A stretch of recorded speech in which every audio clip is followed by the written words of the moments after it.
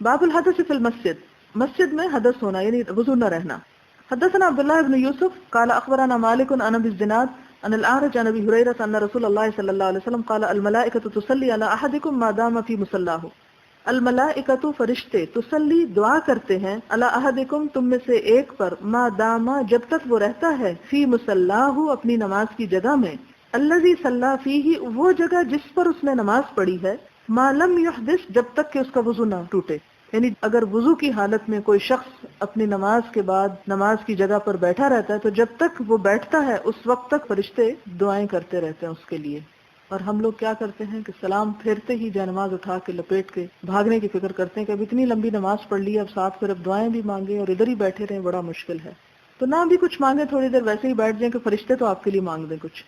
تقول اللہم اغفر لہ، فرشتے کیا دعا مانگتے ہیں کہ اللہ اس کو بخش دے، اللہم ارحمہ، اللہ اس پہ رحم فرما. کبھی کبھی ایسا بھی کر لیا کریں، ریسٹ کرنا ہو تو بیڈ پہ لیٹنے کی بجائے وہیں بیٹھ کے تھوڑا سا ریسٹ کر لیا، اور اگر نہیں دل چاہ رہا دعا مانگنے کو تو بھی فرشتوں کو اپنے لیے مانگنے دی. باب بنیان المسجد، مسجد کا بنانا تعمیر کرنا مراد ہے. وقال ابو سعید، اور ابو سعید کہتے ہیں کانا سقف المسجد تھی مسجد کی چھت من جرید النخل کھجور کے درخت کے پتوں کی یا شاخوں کی. جرید شاخ کو کہتے ہیں، پیچھے بھی آپ پڑھ چکے ہیں جو آپ نے توڑ کے قبروں پہ لگائی تھی.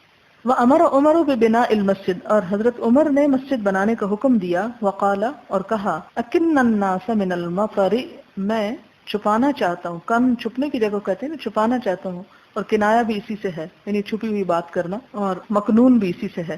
الناس لوگوں کو، من المطر بارش سے.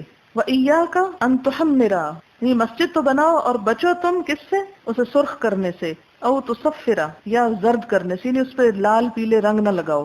فتفتن الناس، تم فتنے میں مبتلا کر دو گے لوگوں کو. یعنی مسجد میں بہت کلرنگ اور بہت پینٹنگ نہ کرو، اس سے لوگ جو ہیں وہ نماز سے توجہ ہٹا کے ان چیزوں کو دیکھنے لگیں گے. یہ حضرت عمر کا قول ہے. وقال انس، اور حضرت انس کہتے ہیں یتباہون بہا، لوگ اس میں ایک دوسرے پر فخر کریں گے کہ ہماری مسجد ایسی اور ایسی، اور دوسرا کہے گا نہیں ہماری میں ایسا اور ایسا حسن ہے. ثم لا يعمرونها الا قلیلا، پھر نہ آباد کریں گے ان مسجدوں کو مگر بہت تھوڑے لوگ. یعنی بڑی بڑی مسجدیں بنا کے خوب رنگ لگا کے پھول بوٹے اس میں بنا کے اس کے بعد نماز نہیں پڑھیں گے. وہ جس طرح اقبال نے بھی ایک کہا نا کہ مسجد تو بنا دی پل بھر میں، ایمان کی حرارت والوں نے، من اپنا پرانا پاپی ہے، برسوں میں نمازی بن نہ سکا. وقال ابن عباس، اور ابن عباس کہتے ہیں لَتُزَخْرِفُنَّهَا، کہ تم ان کو خوب آراستہ کرو گے. زخرف، سورۃ زخرف بھی ہے. کما زخرفت اليہود والنصارى، جس طرح یہود و نصارہ نے اپنے گرجوں کو آراستہ کیا، جس طرح انہوں نے خوب اس میں خوبصورتی پیدا کی، تم بھی ایسی ہی خوبصورتیاں بناؤ گے. وہ مسجد کو سجانا اور صاف ستھرا رکھنا تو اپنی جگہ ایک نیکی ہے، لیکن اس کے ساتھ اس کو آباد کرنا زیادہ اہم کام ہے جس کی طرف توجہ دینی چاہیے. حدثنا علی بن عبد اللہ قال حدثنا یعقوب بن ابراہیم قال حدثني ابي عن صالح بن كيسان قال حدثنا نافع ان عبد الله اخبره ان المسجد كان على عهد رسول الله صلى الله عليه وسلم مبنيا باللبن، کہ نبی صلی اللہ علیہ وسلم کے عہد میں مسجد اینٹوں سے بنی ہوئی تھی. وسقفه الجرید، چھت اس کی کھجور کی شاخیں تھی. وعموده، اور اس کے ستون خشب النخل، کھجور کے تنے تھے، کھجور کی لکڑی تھی. فلم یزد فیہ ابو بکر شیئا، ابو بکر نے اس میں کسی چیز کا اضافہ نہ کیا، اس کو اسی حال میں رہنے دیا. وزاد فیہ عمر، لیکن حضرت عمر نے اس میں اضافہ کیا. وبناہ، اور اس کو تعمیر کیا. علی بنیانہ، اسی بنیاد پر، فی عہد رسول اللہ صلی اللہ علیہ وسلم، جو حضور صلی اللہ علیہ وسلم کے دور میں تھی. یعنی ان بنیادوں کو نہیں چھیڑا، اس کے اوپر ہی تعمیر کیا. کس سے؟ باللبن، اینٹوں سے، والجرید، اور کھجور کی ڈالیوں سے. وأعاد، اور دوبارہ بنا دیے، اعادہ کر دیا، عمودہ، اس کے ستونوں کو، خشباً، کھجور کی لکڑی سے ہی.